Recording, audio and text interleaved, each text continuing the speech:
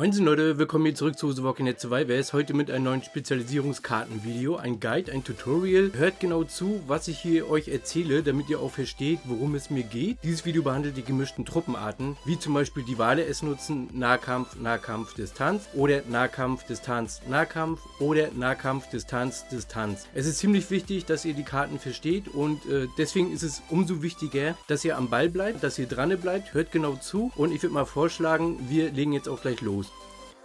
So meine Freunde, willkommen zu meinem Guide und wir schauen uns heute die 3 typischen Gegneraufstellungen an und analysieren, welche Karten ihr in euren Reihen verwenden solltet. Bevor wir loslegen, ein wichtiger Hinweis. Das Level der Karten beeinflusst die Werte jeder Karte. Je höher das Level ist, desto stärker die darin enthaltenen Buffs. Ich gehe in diesem Video immer vom maximalen Level aus, da der Guide sich vor allem an Wale richtet. Also Spieler, die viel investieren. Aber keine Sorge, auch für Free-to-Play-Spieler sind die Tipps hilfreich, selbst wenn eure Karten ein niedriges Level haben. Außerdem klären wir die Frage, spielt es eine Rolle, welche Truppentypen ihr selbst mitnehmt? Und wir gehen darauf ein, warum die Karte Overwhelm in diesen Szenarien nicht wirklich gut ist. Bleibt also dran, wenn ihr wissen wollt, wie ihr eure Gegner dominieren könnt. Okay, fangen wir an. Gegner mit Nahkampf, Nahkampf und Distanz. Okay, starten wir mit dem ersten Szenario. Der Gegner hat 2 Nahkampfreihen und eine Distanzreihe. Hier müsst ihr Karten wählen, die besonders gut gegen Nahkämpfer und Distanztruppen sind. Für eure erste Reihe, die ebenfalls Nahkampf ist, empfehle ich die Karte Brutale Schläger.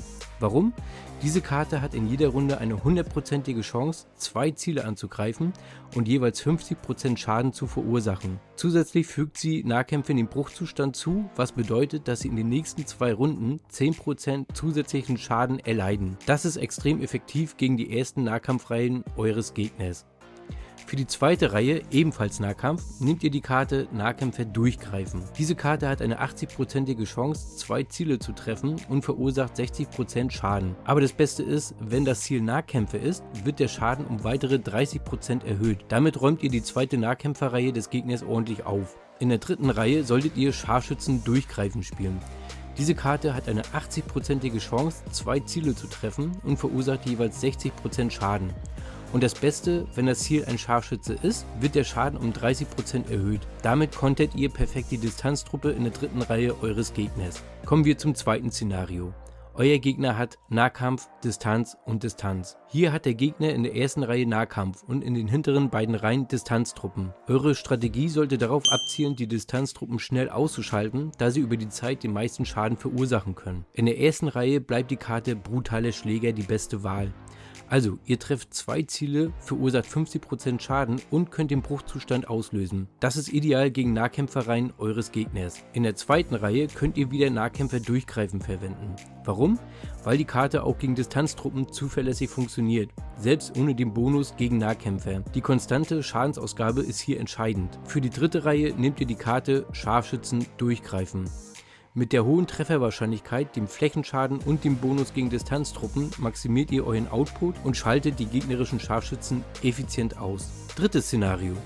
Euer Gegner hat Nahkampf, Distanz und Nahkampf. Der Gegner hat eine Nahkampfreihe, eine Distanzreihe und wieder Nahkampf in der dritten Reihe. Hier braucht ihr Karten, die flexibel gegen verschiedene Truppentypen sind. Für eure erste Reihe empfehle ich weiterhin Brutale Schläger. Die Fähigkeit, konstant Schaden zu verursachen und den Bruchzustand auszulösen, bleibt gegen die ersten Nahkampfreihe des Gegners unschlagbar. In der zweiten Reihe, wo ihr Distanztruppen habt, empfehle ich euch Jagd auf die Schwachen. Diese Karte hat eine 80%ige Chance, ein Ziel anzugreifen und 120% Schaden zu verursachen. Wenn das Ziel im Bruchzustand ist, verursacht die Karte zusätzlich 60% Schaden. Diese Synergie macht sie zur perfekten Wahl. Für eure dritte Reihe, wieder Nahkampf, bleibt Scharfschütze durchgreifen optimal. Die Karte sorgt für konstant hohen Schaden und ist besonders effektiv gegen Distanztruppen in der mittleren Reihe eures Gegners. Hier stellt sich die Frage, spielen die Truppentypen eine Rolle bei der Wahl der Karten? Die Antwort ist meistens nein. Die Karten selbst sind unabhängig von euren Truppen, da ihre Effekte auf den Zuständen und Zieltypen der Gegner basieren. Trotzdem kann es hilfreich sein, die richtigen Truppen in bestimmten Reihen zu platzieren, um eure Strategie besser zu unterstützen. Zum Beispiel sind Scharfschützen in der dritten Reihe sinnvoll, um Distanzkarten wie Scharfschützen durchgreifen besser zu nutzen. Warum ist die Karte Overwhelm keine gute Wahl? Zum Schluss noch ein wichtiger Punkt. Warum ist die Karte Overwhelm in diesen Szenarien keine gute Wahl? Erstens trifft sie pro Runde nur ein Ziel, während viele andere Karten 2 Ziele angreifen können. Das reduziert euer Gesamtschaden erheblich. Zweitens hat sie keine zusätzlichen Effekte wie Bruch oder Infektion, die langfristigen Schaden verursachen könnten. Und drittens bietet sie keinen Bonus gegen spezifische Truppentypen. Das macht sie in gemischten Gegneraufstellungen schlichtweg wenig ineffektiv. Ja? Mein Rat, lasst euch nicht von den hohen Grundwerten täuschen, Synergie und Effekte zählen mehr als hoher Schaden. Ja Leute, das war mein Guide zu den besten Karten für diese 3 typischen Gegneraufstellungen. Wenn euch dieser Guide gefallen hat, könnt ihr gerne ein Like oder ein Abo dalassen. Schreibt in die Kommentare, welche Karten euch am besten gefallen. Ich danke euch fürs Zuschauen, viel Erfolg im Spiel. Bis dann, euer Sultai.